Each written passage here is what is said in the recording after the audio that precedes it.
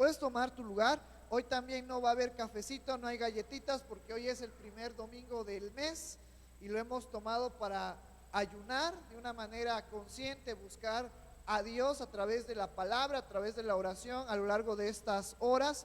Acuérdate que algo que siempre se me viene a la mente mencionarte es que conforme a lo que nos dice Isaías, que el verdadero ayuno, lo que Dios pide de nosotros, no es que dejemos de comer y que pongamos nuestra cara de aflicción ante Dios y que Dios vea nuestra aflicción, sino dice Isaías que el verdadero ayuno es que rompamos el yugo de esclavitud, que le demos alimento al hambriento, que acobijemos al que está solo, perdido. Entonces, en esta hermosa mañana yo te invito a que seamos conscientes que estamos ayunando y procuremos de una manera intencional hacer las enseñanzas de Cristo, esas buenas obras, esas buenas acciones que Cristo nos ha mandado. Si puedes dejar de comer, si puedes dejar de beber por este día, también está bueno, pero la intención es concentrarnos a buscar de una manera intencional a Dios en nuestras vidas, ¿sale? Entonces, que en este día, debería de ser todos los días de nuestras vidas, pero que en este día de una manera intencional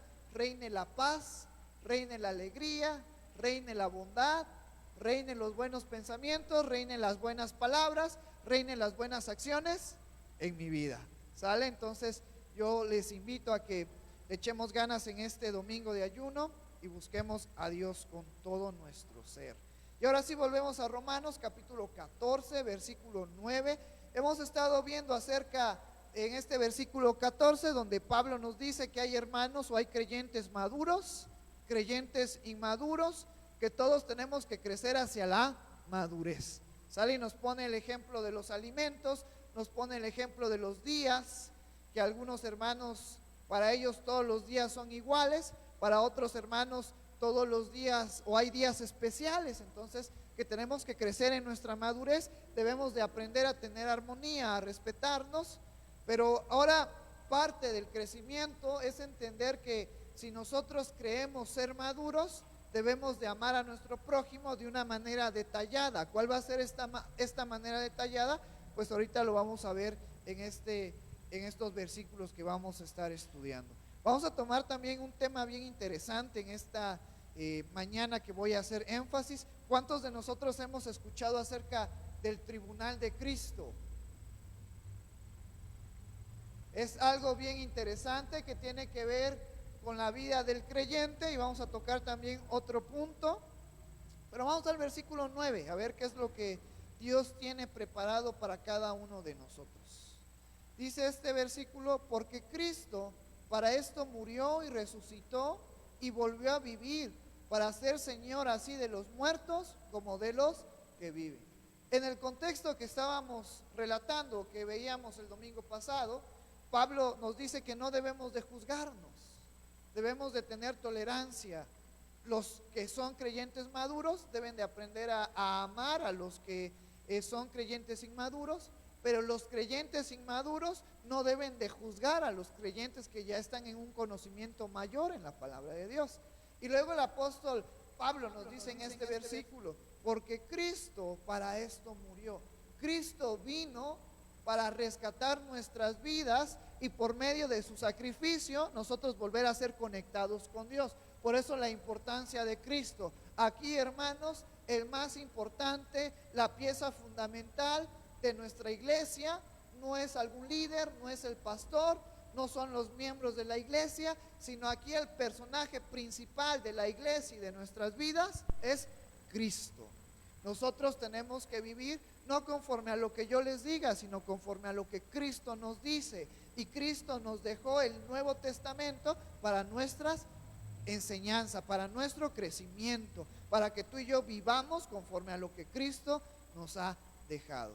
Por eso nos dice en este versículo: porque Cristo para esto murió y resucitó y volvió a vivir, para ser Señor así de los muertos como de los que viven. Cristo vino a esta tierra, Él murió y resucitó, parte de nuestro credo fundamental, parte de nuestro credo, de nuestra doctrina, que si alguien viene y nos dice otra cosa, nosotros tenemos que defenderla con toda nuestra fe, con todas nuestras fuerzas, porque esta es una doctrina esencial. Cristo murió y resucitó para nuestra salvación. Pero en ese lapso, y que tiene que ver también con la Navidad y recordar el nacimiento de Jesús, que eso hace referencia a Navidad, natividad, nacimiento, es que Jesucristo, siendo Dios, se humilló a sí mismo, haciéndose como tú y como yo. Pero no solamente eso, sino que se humilló naciendo como un bebé, pasando por el desarrollo que nosotros pasamos. Jesucristo pudo haber venido a sus 30 años y empezar su ministerio, pero fue la humillación tanta que Él estuvo dispuesto a recibir por nosotros, que se humilló y fue engendrado y fue procreado y nació y fue un bebé y pasó parte del desarrollo que tú y yo pasamos. ¿Te imaginas? Es una humillación grande, porque Él, siendo Dios, dice su palabra que todas las cosas que han sido formadas fueron formadas por medio de Él. Siendo Él el creador de la vida, el creador de nosotros, se humilló haciéndose siervo como nosotros, pasando por las etapas que nosotros pasamos en nuestra niñez, en nuestra adolescencia, en parte de la juventud. Pero eso Cristo lo vivió para poder ser Señor de los creyentes, Señor de los muertos que murieron confiando en Cristo, y de los vivos que tú y yo estamos hoy presentes.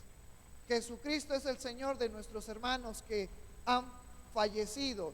Me gusta mucho recordar que los apóstoles, cuando los hermanos fallecían, ellos no decían el hermano ya murió, ellos decían el hermano ahora está descansando, ahora duerme, porque algo bien arraigado que tenían los primeros creyentes es que la muerte era solamente un proceso para poder ver a Jesús, poder ver a Dios otra vez, porque ellos sabían que Jesucristo iba a venir y que los muertos en Cristo iban a resucitar. Entonces nosotros, los creyentes, no tenemos miedo a la muerte, porque solamente es un proceso, y podemos decir con confianza, el hermano está descansando, porque sabemos que cuando Cristo venga, este hermano va a resucitar y va a pasar toda la eternidad con nuestro Salvador, con el Señor Jesucristo. Entonces, en este versículo nos dice que Cristo es el Señor de los que murieron en Él y de los que seguimos vivos, como tú y como yo. Y quiero tocarte una cita en Filipenses. Vamos a Filipenses capítulo 2, versículos 5 al 11. Nos habla acerca de esa humillación que tuvo que pasar Cristo, pero también nos habla de la exaltación de Cristo. Dice estos versículos: haya pues en vosotros este sentir que hubo también en Cristo Jesús. ¿Cuál fue el sentir que hubo en Cristo Jesús? Amor hacia el perdido, amor hacia el pecador. Eso nos tiene que ver mucho con lo que estamos viendo en Romanos, porque ahora como creyentes debemos de tener ese mismo sentir que tuvo Cristo hacia los que están perdidos, pero también Cristo tuvo amor hacia sus discípulos. Entonces nosotros como creyentes maduros, quieres crecer en madurez, quieres fortalecerte en la fe, ten amor hacia el que está perdido, pero también ten amor hacia tu hermano de la iglesia. Y eso de tener amor conlleva a perdonar, conlleva a tolerar, conlleva a ser paciente, a soportarnos unos a otros con amor. Eso es parte del crecimiento del creyente. Cuando tú lo practicas, empiezas a crecer en tu madurez espiritual, porque estás siendo como Cristo y menos como nuestra naturaleza humana o nuestra naturaleza de pecado. Por eso nos dice este versículo 5: haya pues en vosotros este sentir que hubo también en Cristo Jesús, el cual, siendo en forma de Dios, no estimó a ser igual a Dios como cosa a que aferrarse, sino que se despojó a sí mismo, tomando forma de siervo, hecho semejante a los hombres. Y estando en condición de hombre, se humilló a sí mismo, haciéndose obediente hasta la muerte, y muerte de cruz. ¿Sabes en el periodo en el cual Jesucristo vivió, cuál era la manera más atroz de morir? la crucifixión. Hay un documental bien interesante acerca de lo que los científicos médicos creen que vivió Jesucristo en ese periodo de la crucifixión. Y nos habla de un dolor intenso porque los pulmones estaban colapsando. ¿Cuántos de ustedes, y lo digo con mucho respeto, cuántos de ustedes padecieron esta enfermedad de COVID en estos años atrás? El COVID, el virus del COVID es un virus que ataca específicamente a los pulmones, impidiendo que entre el oxígeno a la sangre. Y aquellos hermanos o aquellas personas que padecieron COVID, a veces parte de sus síntomas era el que se sentían sofocados. Pero Jesucristo, cuando murió en aquella cruz, padeció 1000 veces más lo que pudimos llegar a sentir con estos síntomas de COVID. Si nosotros sentíamos que estábamos a punto de morir, Jesucristo, al empezar a colapsarse sus pulmones y la presión de que estaba parado y sus músculos y su cuerpo era el que lo sujetaba por medio de los clavos al madero, entonces pasó por un dolor que se describe como un dolor que es muy superior a cualquier dolor. Entonces Jesucristo estuvo y pasó ese sufrimiento, ese dolor tan intenso.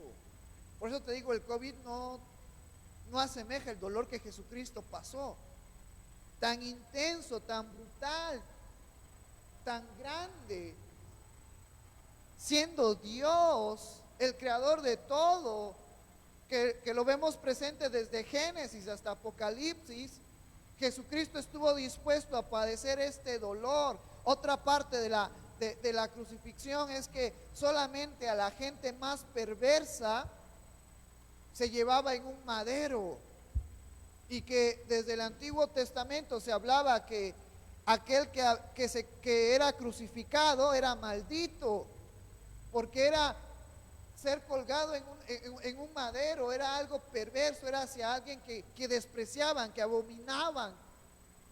Y Jesucristo estuvo dispuesto a pasar esa humillación de parte nuestra. Tomó ese desprecio, tomó ese dolor. En los evangelios se nos dice que a Jesucristo lo abofetearon, le escupieron, se burlaban de él diciéndole: si eres el rey de los judíos, sálvate a ti mismo. Salvas a otros, pero a ti mismo no te puedes salvar. Jesucristo pasó por toda esa humillación por amor hacia nosotros. Tú y yo a veces, o en la mayor parte, como creyentes maduros, tenemos que humillarnos por amor a los demás, así como lo hizo Jesucristo. Pero muchos de nosotros no estamos dispuestos a ser humillados. Pero es parte del crecimiento, es parte de la madurez, el humillarnos para ser como Cristo. Yo cuando era adolescente, parte de mi capacitación cuando estuve en Boise era lavar los baños. Y al principio yo decía: pero si yo vengo a estudiar y a aprender más de Cristo y a orar y a ayunar, ¿por qué voy a lavar yo los baños? ¿O por qué voy a aspirar los camiones con el que se transporta a los hermanos? Es parte del crecimiento. Que yo espero que cuando te toque a lo mejor hacer algo que a ti no te gusta, por amor a Cristo y por amor a la iglesia y por amor a los hermanos, lo hagamos. Porque es parte de nuestro crecimiento. Porque si nos excusamos y decimos: no, es que yo soy licenciado y a mí me toca hacer esto, que alguien más haga eso, y desprecias esa obra, estás despreciando el sacrificio de Jesús.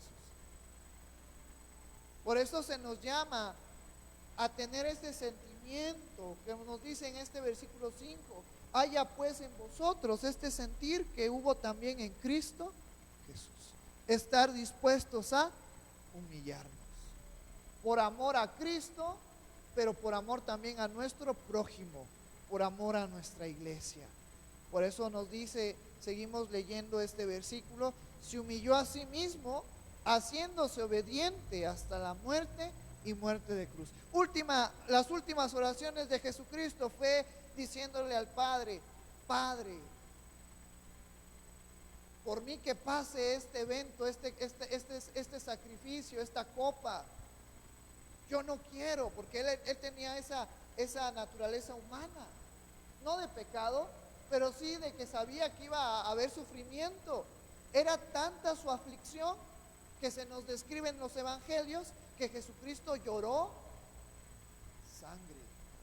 Y científicamente, médicamente, eso puede suceder cuando una persona está en un grado de estrés intensa, donde la irrigación de los ojos, las venitas de nuestros ojos se rompen y tiene que salir la sangre por algún lado y salen por los ojos.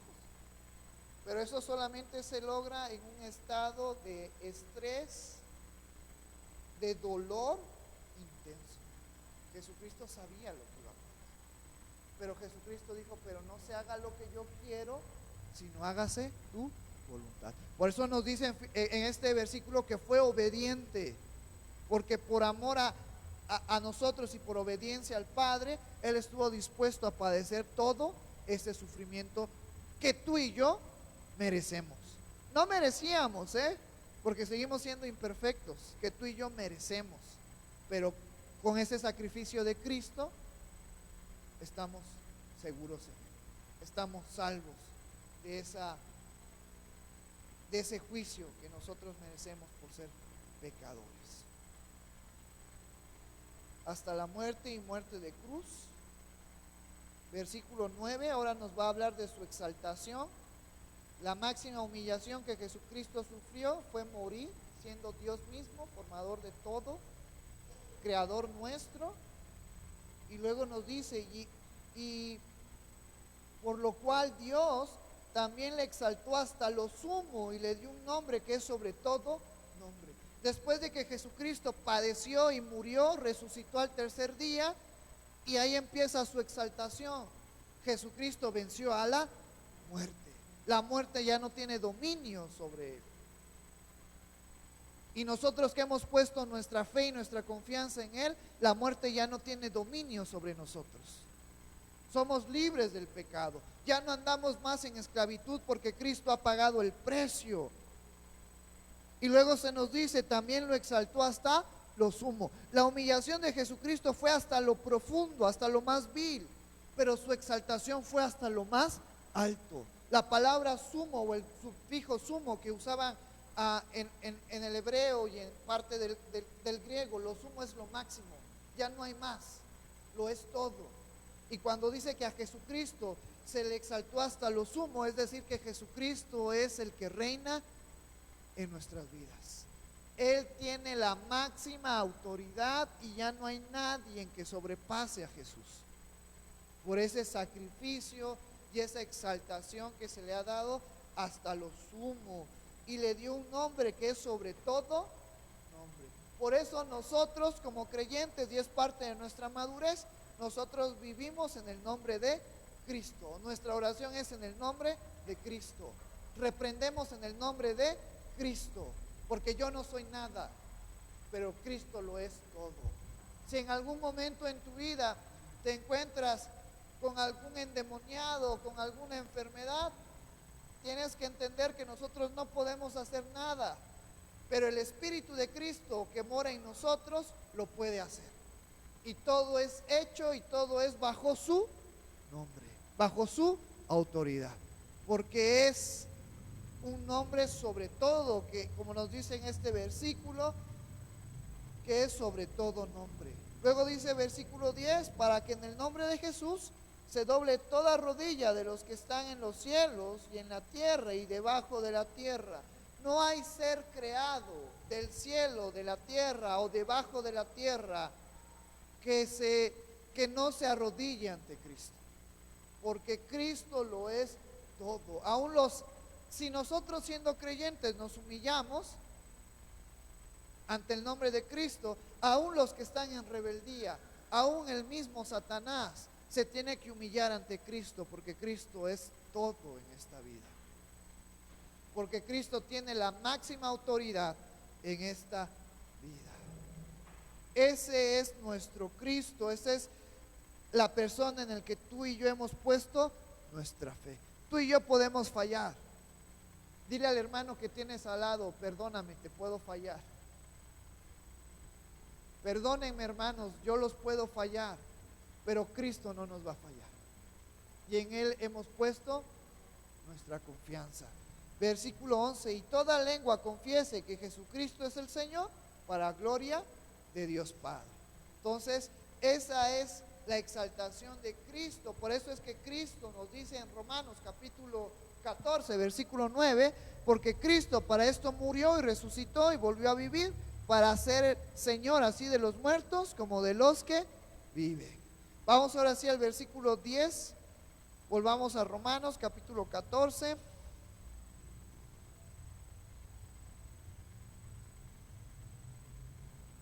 Versículo 10 nos dice, versículo 10 al 12, pero tú, ¿por qué juzgas a tu hermano? O tú también, ¿por qué menosprecias a tu hermano? Porque todos compareceremos ante el tribunal de Cristo, porque escrito está, vivo yo, dice el Señor, que ante mí se doblará toda rodilla y toda lengua confesará a Dios. De manera que cada uno de nosotros dará a Dios cuenta de sí. Ahora en estos versículos 10, 11 y 12 podemos encontrar cosas importantes. Podemos reafirmar, a ver, el hermano que apenas está creciendo, desarrollándose en su madurez espiritual, no tiene que juzgar a aquel que es maduro.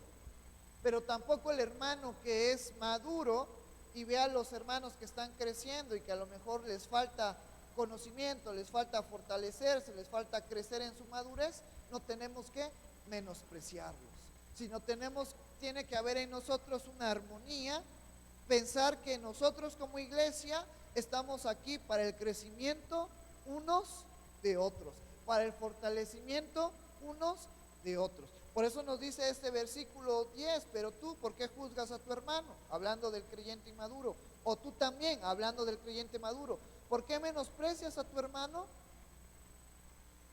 Parte de las enseñanzas de Jesucristo, y quiero que vayas conmigo a Mateo capítulo 7, en este sermón del monte, que aprendemos muchísimas cosas, aprendemos enseñanza que podemos hacerlo de una manera práctica para crecer en nuestra fe. Jesucristo nos dice en el versículo 1 y 5, no juzguéis para que no seáis juzgados. Hay que recordar que cuando estuvimos en nuestro estudio el día miércoles, esta palabra juzgar, que es la misma que se usa en este libro de Romanos, está hablando de condenar. No condenes a tu hermano, no juzgues a tu hermano.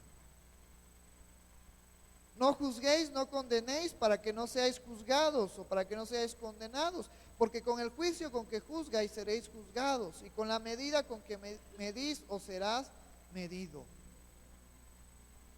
Versículo 3, ¿y por qué miras la paja que está en el ojo de tu hermano y no echas de ver la viga que está en tu propio ojo? ¿O cómo dirás a tu hermano, déjame sacar la paja de tu ojo y he aquí la viga en el ojo tuyo? Hipócrita, saca primero la viga de tu propio ojo y entonces verás bien para sacar la paja del ojo de tu hermano. Aquí en estos versículos, el primer versículo nos habla que tú y yo no debemos de condenar, porque ninguno de nosotros hizo lo que Cristo hizo. Siendo Dios, se humilló a morir por nosotros y a ser Señor de todos nosotros. El único que puede condenar, el único que puede juzgar es Cristo, por el sacrificio que Él hizo y por ese nombre sumo y un nombre que es sobre todo que le fue dado. Pero en los siguientes versículos veíamos en el Sermón del Monte que sí se nos habla de instruir o de corregir. Pero antes de que yo corrija a mi hermano, antes de que yo le diga, mira en qué malas acciones estás, tengo que quitarme la viga que está en mi ojo. Y eso es parte del crecimiento espiritual, porque lo veíamos un miércoles, que aquel que tiene la autoridad o la facultad de corregir a su hermano es porque su vida lo está haciendo de una manera bien. Yo no puedo decir, hermano Rafael, corrija su vida cuando mi vida está peor que la del hermano Rafael. Por eso es que todos aspiramos y el liderazgo de la iglesia está abierto a todos, pero tenemos los que aspiran o los que quieren ser líderes, antes de ver los errores de los demás, tienen que ver sus errores, porque yo no puedo quitarle lo que le está lastimando, esa pelusa o eso que lastima el ojo de mi hermano, cuando yo tengo una viga, cuando yo tengo una columna en mi vida. No puedo yo decirle no hagas esto cuando yo lo hago. No puedo decirle hermano es por aquí cuando yo estoy también del otro lado. Por eso es que parte del crecimiento o de la madurez espiritual es primero ver cómo está mi vida espiritual. Yo no puedo decirle a ustedes, hermanos, lean su Biblia, oren cuando yo no lo hago. Yo no puedo decirles, hermanos, ¿por qué no participan en estos ayunos que va a venir en el día de enero cuando yo no voy a ayunar ningún día? ¿Quieren crecer espiritualmente? Evalúen su vida, vean lo que están haciendo mal y corrijan su vida. Ustedes no son niños ni adolescentes. Los niños y adolescentes están afuera. Ustedes y yo ya somos personas grandes, conscientes, que el crecimiento espiritual no depende de la iglesia, sino depende de cada uno de nosotros. Si hay hermanos que no han crecido en su madurez, no es porque no hayan buenas enseñanzas, no es porque haya una buena estructura de iglesia, es porque mi hermano no quiere crecer.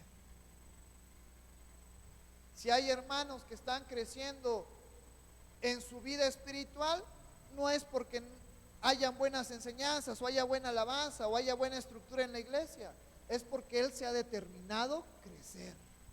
Porque el crecimiento individual de cada uno de nosotros, o el crecimiento de cada uno de nosotros es personal. Nosotros como iglesia brindamos herramientas, brindamos material, brindamos actividades, pero el que ustedes lo aprovechen depende de quién, de cada uno de nosotros.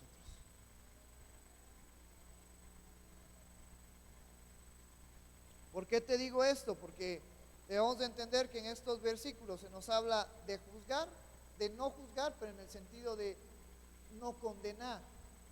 Pero va a haber momentos en el que los líderes de la iglesia o miembros de la iglesia van a exhortar o van a recibir disciplina. Eso no es juzgar, eso es corregir. Son cosas diferentes, el juzgar y el exhortar o el corregir, ¿sale? ¿Vale? Entonces, esto es bien importante. Versículo 11, porque escrito está, vive yo, dice el Señor, que ante mí se doblará toda rodilla y toda lengua confesará a Dios, de manera que cada uno de nosotros dará cuentas de sí.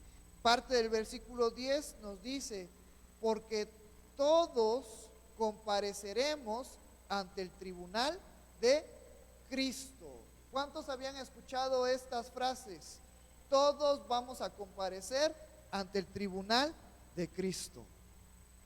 Esta es una acción muy particular que va a suceder cuando la iglesia sea arrebatada. Quiero hablarte, antes de hablar del tribunal de Cristo, para que no los confundamos, porque en algún momento podemos confundirlos. Apocalipsis capítulo 20, y te voy a invitar a que vayas conmigo a Apocalipsis 20.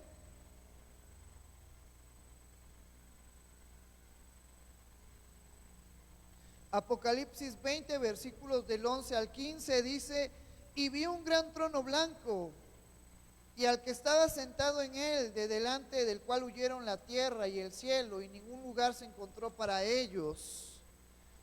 Y vi a los muertos, grandes y pequeños, de pie ante Dios, y los libros fueron abiertos, y otro libro fue abierto, el cual es el libro de la vida, y fueron juzgados los muertos por las cosas que estaban escritas en los libros, según sus obras. Y el mar entregó los muertos que habían en él, y la muerte y el Hades entregaron los muertos que habían en ellos. Fueron juzgados cada uno según sus obras, y la muerte y el Hades fueron lanzados al lago de fuego. Esta es la muerte segunda, y el que no se halló inscrito en el libro de la vida fue lanzado al lago de fuego. En estos versículos, en Apocalipsis 20, se nos habla del juicio ante el gran trono blanco. Si tú y yo leemos unos versículos atrás, se nos habla que el diablo fue arrojado al lago de fuego, donde ya estaba el profeta y el anticristo, ¿sale? Entonces, el gran trono blanco, el juicio en el gran trono blanco, y el que tú y yo vamos a rendir cuentas ante Cristo, como se nos dice aquí en Romanos, el tribunal de Cristo, son dos cosas diferentes, ¿vale? El juicio en el gran trono blanco va a ser después de todo lo que va a suceder en Apocalipsis, después del milenio, donde todos aquellos que no reconocieron a Jesús van a ser juzgados, y los que no sean hallados en ese libro van a ser arrojados en el lago de fuego, donde es la segunda muerte. Pero como se nos dice aquí en Romanos, que nosotros vamos a comparecer ante el tribunal de Cristo, los creyentes que seamos arrebatados, nosotros como iglesia creemos en el rapto de la iglesia, nuestra postura es que es antes de la tribulación. Los creyentes que sean raptados antes de la tribulación, y los que cuando seamos raptados, nos dice Pablo que antes de que seamos raptados, ¿qué va a suceder? Sucede algo. Los muertos en Cristo van a resucitar. Yo les voy a ser bien sincero, probablemente nosotros seamos uno de esos, los muertos en Cristo, porque el rapto yo creo que no va a ser en este tiempo, a lo mejor todavía falta tiempo, ¿sale? Entonces, antes de que la iglesia sea arrebatada, todos los hermanos que han muerto en Cristo van a resucitar para ser llevados con Dios, y después los hermanos que estén vivos van a ser tomados y van a ser llevados con Dios. Y durante ese proceso o después de ese proceso, todos los creyentes vamos a rendir cuentas ante Cristo, y ese es el tribunal de Cristo, no para salvación, porque lo hemos visto a lo largo de Romanos. La forma de ser salvos es por medio de nuestra fe en Cristo, es por medio de la gracia de Cristo. Pero cada uno de nosotros, como siervos de Cristo, vamos a dar cuentas de las acciones, sean buenas o sean malas, que tú y yo hicimos en esta vida, ¿sale? ¿Por qué? Para recompensa y galardones que las vamos a tener por toda la eternidad. Entonces, eso es algo bien importante, hermanos. Hemos sido salvados por medio de Cristo, pero tú y yo de manera individual vamos a rendir cuentas ante Cristo de nuestra vida. ¿Por qué te digo esto y por qué hago énfasis en esto? Porque esto es una motivación para que tú y yo nos esforcemos en vivir una vida conforme a la palabra de Dios. ¿Cuántos de nosotros quieren que seamos regañados por Cristo? Que nos diga, ya sabías lo que tenías que hacer y no lo hiciste. ¿Por qué andabas en adulterio cuando sabías que eso no es agradable? ¿Por qué te emborrachabas cuando sabías que eso no es bueno? ¿Por qué mentías cuando sabes que eso no es bueno? Por eso, como creyentes, tú y yo tenemos que llevar una vida íntegra en nuestras vidas, en esta vida que tú y yo tenemos por delante, porque todas nuestras obras, sean buenas o sean malas, van a ser enseñadas y vistas por Cristo. Y yo no quiero que, si me toca estar con ustedes, porque me imagino que vamos a ser muchos, y no quiero que estén cerca de mi juicio ante Cristo, y que todos me digan, ese hermano Misael, estoy decepcionado de él como pastor. Entonces, esta es una motivación a que nosotros vivamos conforme a las Escrituras. Muchas enseñanzas que Jesucristo nos dejó fue acerca de los siervos y los talentos. A uno le dio 10, a uno le dio 5, a otra le dio 2, le dio 1. Y el que le dio 10 monedas, ¿qué hizo? Las duplicó y le dio más, igual que el otro. Pero hubo el último que dijo, Señor, es que yo sé que tú eres malo y que siembras donde no, y que cosechas donde no has sembrado. Mejor he guardado este talento. Dios nos ha dado talentos, nos ha dado dones, nos ha dado ministerios, para que nosotros le saquemos provecho y multipliquemos para las cosas del reino. Si tú y yo no lo hacemos, vamos a ser siervos inútiles. ¿Cuántos de nosotros queremos ser siervos inútiles? Yo no quiero ser siervo inútil. Yo quiero que cuando esté ante el tribunal, yo quiero que cuando esté ante Cristo, Cristo me diga: en lo poco fuiste fiel, en lo mucho te voy a poner. Y para que Jesucristo nos diga eso, este es el tiempo para trabajar en el reino del cielo. Este es el tiempo para trabajar en el reino de Dios. Enfoquémonos, hermanos, en hacer tesoros en el cielo, donde el orín y la polilla no corrompen, donde los ladrones no minan y hurtan. Está bien que aquí tienes trabajo, está bien que aquí estás estudiando, está bien, pero que nuestro enfoque principal sea el reino de Dios y su justicia. Porque todos, cada uno de nosotros, Misael Hernández, el hermano Rafa, el hermano Teo, la hermana Kenia, la hermana Tere, todos nosotros vamos a rendir cuentas ante Cristo. Y el que no rinda cuentas ante Cristo es porque no es de Él, y Él va a estar en el juicio, en el gran trono blanco, donde ahí van a estar los que van a ser arrojados en el lago de fuego junto con Satanás. Entonces, parte de nuestra madurez también como creyentes es entender eso, que nuestro enfoque no es en las cosas temporales, sino son en las cosas eternas. Y parte de nuestro trabajo para poder dar frutos en las cosas eternas es vivir la palabra de Dios. Cristo no nos pide algo que sea imposible para nosotros. Cristo nos ha dejado todo al alcance. ¿Te acuerdas que leíamos en Romanos que nos dice el apóstol Pablo: bueno, ¿quién va a ir arriba para traer a Cristo? ¿O quién va a ir abajo y va a descender para traer a Cristo? No, sino la palabra está a nuestro alcance, la salvación está a nuestro alcance, el trabajo está a nuestro alcance. Tenemos que esforzarnos, y ese esfuerzo en las cosas celestiales, en las cosas eternas, es parte de nuestro crecimiento y de nuestro desarrollo espiritual. Entonces, yo les invito, les exhorto con amor a que seamos partícipes de las actividades que tenemos como iglesia, las convivencias.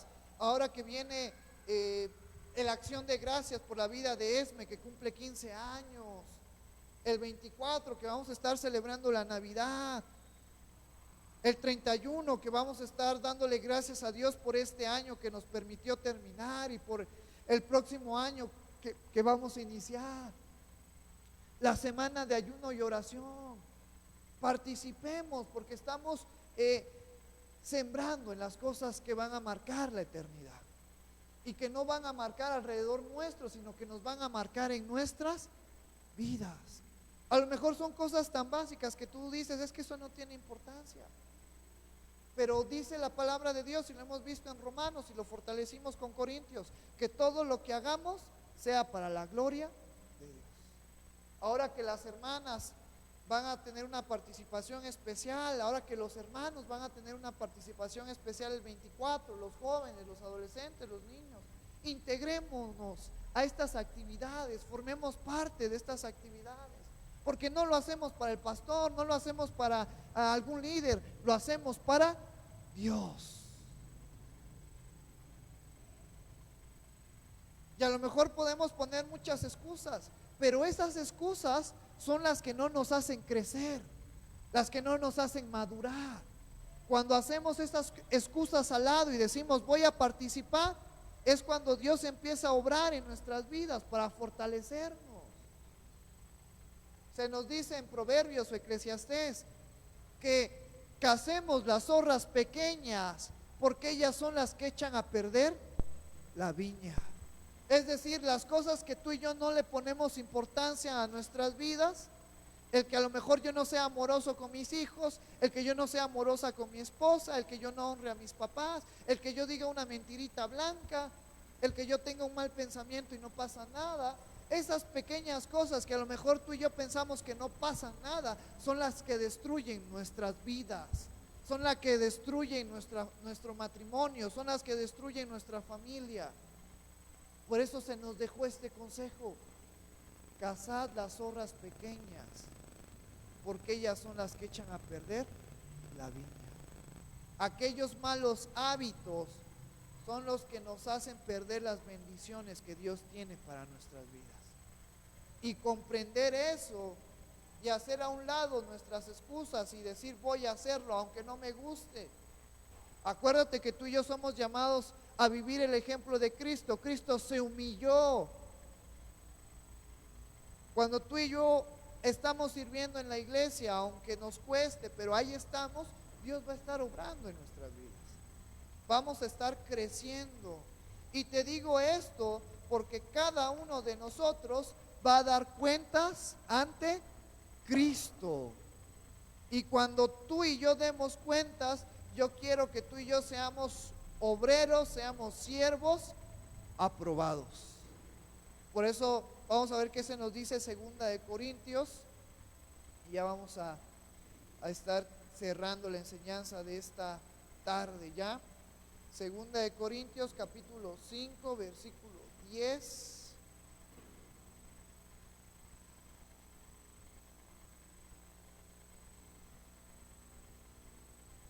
Porque es necesario que todos nosotros comparezcamos ante el tribunal de Cristo, para que cada uno reciba según lo que haya hecho mientras estaba en el cuerpo, sea bueno o sea malo.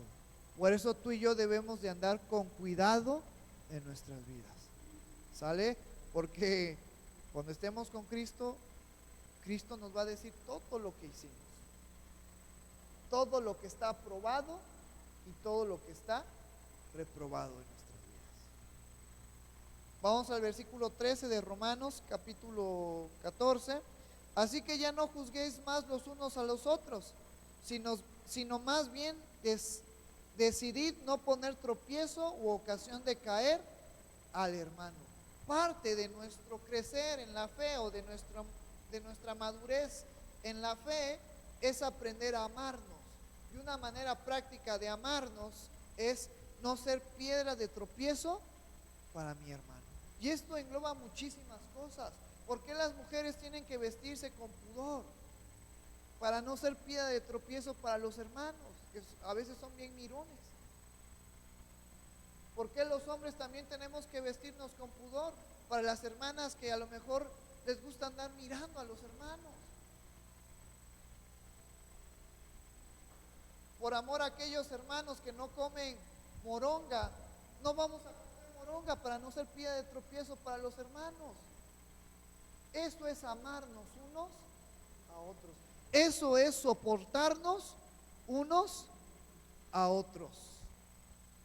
Y eso es lo que se nos invita en este versículo. Así que ya no juzguemos más los unos a los otros, sino más bien decidid no poner tropiezo o ocasión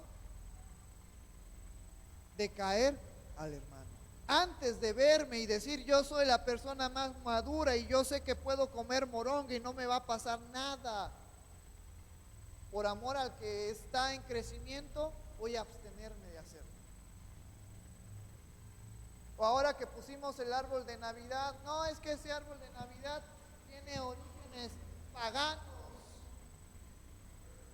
Parte de nuestro crecimiento espiritual es que este árbol con las esferas y todo eso, toda esa materia artificial viene de una materia prima, y esa materia prima, ¿por quién es dado? Por Dios, por Cristo. ¿Quién ha dado el conocimiento para que de la materia prima puedan sacar el plástico, las esferas, el brillo, las estrellas? Dios. Todo lo que hacemos es para la gloria de Dios. Por eso es que parte del liderazgo es poder encontrar un equilibrio para poder tener armonía, tanto los hermanos que están en desarrollo como los hermanos que ya son maduros. Pero tú y yo tenemos que mostrar armonía, amor, soportarnos unos a otros, no humillarnos, no enojarnos, buscar herramientas, formas, alternativas para que el hermano que está en desarrollo pueda crecer en su madurez, pero mientras crece, nuestras acciones tienen que fortalecerlo a él. Eso es pensar como Cristo, ser como Cristo. Aquel que me diga, Misael, yo no como camarones, y cada que comes camarón pienso que te estás contaminando, porque en el Antiguo Testamento se nos dice que eso es un alimento impuro. Bueno, yo lo llevo a la Biblia, lo llevo al Nuevo Testamento, las enseñanzas que hemos visto, que Jesucristo dice que no es lo que entra en nuestra boca lo que contamina, sino lo que sale. Sin embargo, si Él está cerrado, bueno, por amor a Él, cuando yo esté enfrente de Él no voy a pedir un cóctel de camarones. Eso es pensar con madurez. Que de alguna manera en nuestras vidas seamos de apoyo para nuestros hermanos. ¿Y por qué tomo el aspecto del camarón? Porque yo siempre se los he dicho, me encantan los mariscos, son mi debilidad. Pero por amor a Él, tú y yo tenemos que amarnos unos a otros, y el no ser piedra de tropiezo para los hermanos es ser maduro, es comprender que primero es la necesidad de mi hermano y después la mía, porque eso es lo que Jesús nos enseña. Por eso nos dice este versículo 14: yo sé y confío en el Señor Jesús, que nada es inmundo en sí mismo, mas para el que piensa que algo es inmundo, para él lo es. Fíjate qué palabras maestras nos deja el apóstol Pablo. Yo sé y confío en el Señor Jesús. El apóstol Pablo era pues yo creo que en aquel entonces uno de los apóstoles con más madurez.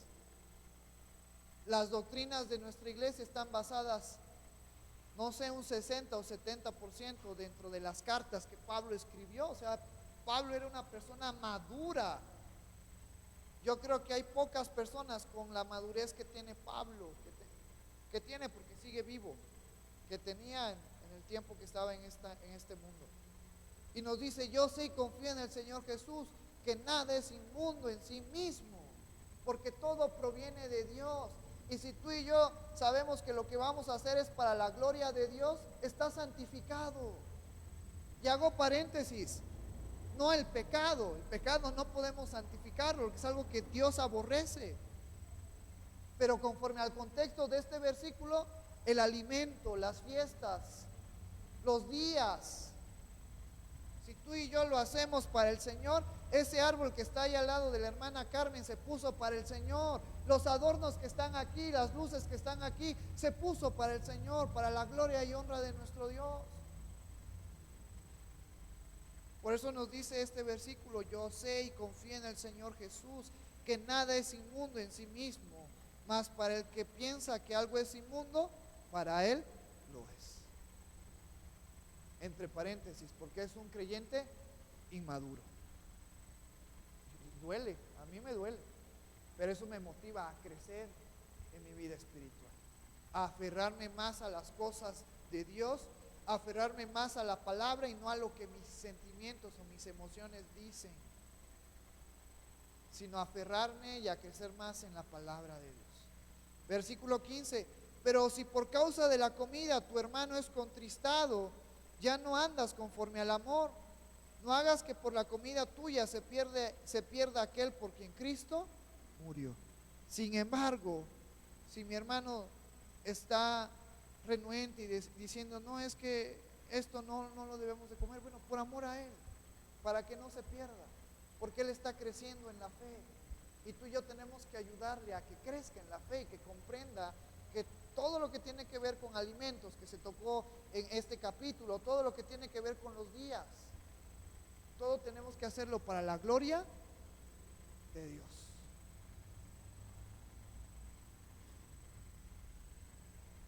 Andar conforme al amor de Cristo es no poner ni ser piedra de tropiezo a nuestros hermanos.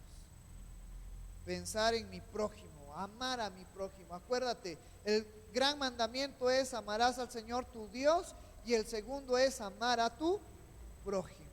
¿Sale? Como a ti mismo, nos dice ese Jesucristo. Versículo 16: no seas pues vituperado vuestro bien, porque el reino de Dios no es comida ni bebida, sino justicia, paz y gozo en el Espíritu Santo. Nos dice este versículo 16, no seas pues, nos dice en la Nueva Versión Internacional, que tus buenas obras no sean puestas mal o no sean de queja para las demás personas. Que tus buenas obras no sean malinterpretadas por las demás personas, no sean lastimadas por las demás personas. Porque el reino de Dios no es que tú y yo hablemos o enseñemos acerca de qué comida está bien, qué comida está mal, o qué bebida puedes tomar o qué bebida no puedes tomar, porque esas son cosas que no tienen mucho peso dentro de nuestra doctrina, que no tienen mucho peso dentro de nuestra fe, sino lo que se nos manda a hacer es, porque el reino de Dios es justicia, paz y gozo en el Espíritu Santo. Lo que tú y yo debemos de estar mostrando es justicia, llevar una vida íntegra, en honestidad, justa, buena, conforme a la palabra de Dios, conforme a las enseñanzas de Jesucristo, corregir nuestras vidas. Si estoy en mal camino, a Dios le importa que tú andes por buen camino, que vivas la vida justa que se nos ha dado en Cristo, que sigamos esa verdad, que si te vas a pelear por la comida o por la bebida, eso no tiene relevancia. Enfócate por dónde estás viviendo y cómo son tus obras. ¿Estás viviendo bajo las enseñanzas de Cristo? ¿Estás viviendo bajo la justicia de Cristo? Parte del Sermón del Monte, de las bienaventuranzas, nos dice que es bienaventurado aquel que tiene hambre y sed de justicia. Pero si mi vida no es íntegra, si mi vida no es honesta, si yo soy un mentiroso, si yo he engañado, si yo he robado, y todavía le digo al hermano, eso no lo comas, esto es antibíblico. Lo que Dios quiere de nosotros es que examinemos nuestras vidas y llevemos nuestras vidas a la verdad de la palabra. Lo que Dios pide de nosotros es que vivamos una vida en justicia, en honestidad, en integridad. Es más importante cuidar mis pensamientos, mis palabras, mis acciones. Es más importante el refrenarme de mentir, de hurtar, de codiciar. Eso es más importante que el decir no comas moronga, no comas el camarón, no comas esto. Eso es crecer en el Espíritu.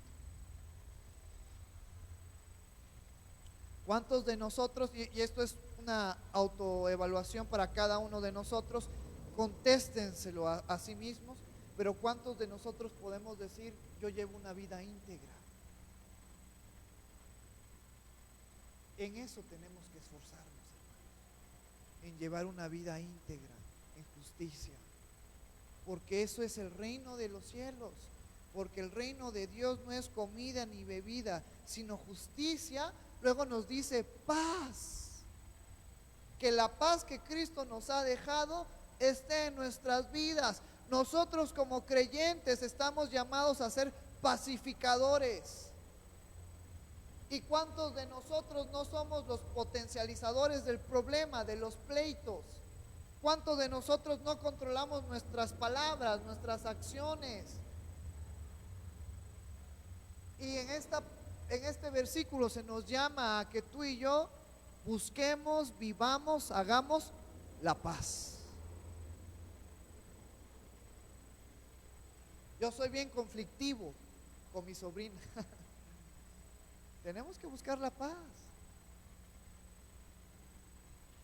Tenemos que buscar la paz.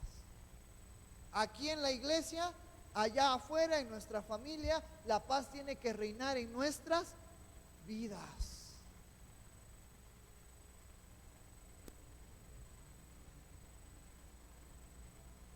Y luego nos dice este versículo, y gozo en el Espíritu. Muchos de nosotros somos bien quejones de lo que nos pasa en la vida. Que si me pasa esto, que por qué me pasó a mí, que si estoy padeciendo esta enfermedad, ¿por qué a mí? Y cuando nosotros tenemos esa mentalidad de quejarnos y quejarnos, no le estamos dando la gloria a Dios con nuestras acciones. Por eso se nos dice en este versículo que sigamos también el gozo en el Espíritu. Pedro nos dice en su primera epístola que cuando pasemos por aflicciones por causa de Cristo, estemos gozosos y alegres. Cuando estés pasando por diversas circunstancias en tu vida, en vez de quejarte ante Dios, dale las gracias. Porque muchos de nosotros nos quejamos y nos quejamos y nos quejamos. Y muy pocas veces le damos las gracias a Dios por lo que Él nos ha dado. Porque lo que Él nos ha dado y nos ha permitido tener es suficiente para nosotros. Por eso en Proverbios se nos dice: Señor, no me des más para que yo ya no tome en cuenta tu nombre, ni me des menos para que yo quebrante tu ley. Lo que Dios nos ha dado es suficiente para nosotros y tenemos que vivir agradecidos con eso. Eso es parte del gozo que se nos manda a tener en este versículo. Versículo 18, porque el que en esto sirve a Cristo agrada a Dios y es aprobado por los hombres. Porque en esto sí tenemos que preocuparnos, en este consejo que se nos da en la palabra de Dios, porque el reino de Dios no es comida ni bebida, sino justicia, paz y gozo en el Espíritu. Porque el que hace esto sirve a Cristo, agrada a Dios y es aprobado por los hombres. A Dios no le agrada lo que tú comas o lo que tú dejes de beber. A Dios le agrada que tú hagas justicia, estés en paz y estés en gozo en el Espíritu. Entonces, en esta hermosa tarde ya, te voy a invitar a que nos pongamos de pie y vamos a leer estos últimos 2 versículos para que queden asentados en nuestro corazón, en nuestra mente. Y te voy a invitar, hermano, hermana, que a lo largo de este día que estamos ayunando, las pongamos en práctica. Justicia, paz y gozo en el Espíritu. Esto es lo que agrada a Dios. Te voy a invitar a que te pongas de pie y vamos a darle lectura a estos últimos versículos. Versículos 17 y 18. Vamos a orar y así vamos a terminar el servicio en esta tarde. Hoy no va a haber alabanza. Entonces vamos a leer estos versículos, oramos y somos despedidos en esta hermosa tarde. Dice la palabra del Señor: porque el reino de Dios no es comida ni bebida, sino justicia, paz y gozo en el Espíritu Santo. Porque el que en esto sirve a Cristo agrada a Dios y es aprobado por los hombres. Vamos a orar. Gracias, Señor, por tu amor. Gracias, Padre, por tu misericordia y gracias por tu palabra, Señor. Gracias porque tu palabra es una espada de 2 filos que penetra, Señor, que llega hasta nuestros tuétanos, hasta las coyunturas, que llega hasta lo más profundo de nuestro ser, Señor. Y en esta hermosa tarde te damos gracias por la vida que tú nos has dado. Gracias por la oportunidad que tú nos has dado de poder estar aquí alabándote, escuchando tu palabra. Ahora, Señor, yo te pido que tú nos recuerdes que cada uno de nosotros va a dar cuentas ante Cristo por nuestras acciones. Que tú nos ayudes, Padre, a llevar una vida conforme a la que Cristo nos ha enseñado y no conforme a la que yo quiero vivir, sino que me ayudes, Padre, a sujetarme a ti, a tu voluntad, a tu palabra, para ser agradable, Señor, ante ti, Padre. Señor, en esta hermosa tarde también recordamos un punto primordial para nuestras vidas, para nuestro desarrollo, para nuestra fortaleza en nuestra fe: amarnos unos a otros, no ser piedra de tropiezo para nuestro hermano. Ayúdanos a mostrar ese amor, esa paciencia, esa paz, esa mansedumbre, esa templanza mis hermanos y hermanas, Señor. Ayúdanos a juntamente crecer en la fe para darte a ti toda la gloria y darte a ti toda la honra, Señor. Y Padre, yo te pido que en esta hermosa tarde y a lo largo de estos días, tú, Señor maravilloso, con el poder de tu palabra, con el Espíritu Santo que mora en nosotros, con la intercesión de nuestro Señor Jesucristo que está a la diestra tuya, que tú nos ayudes a recordar y a vivir que debemos de llevar una vida justa, una vida en paz y una vida en gozo en el Espíritu Santo, Señor. Ayúdanos a sujetarnos a tu palabra, a llevar una vida en integridad, en justicia.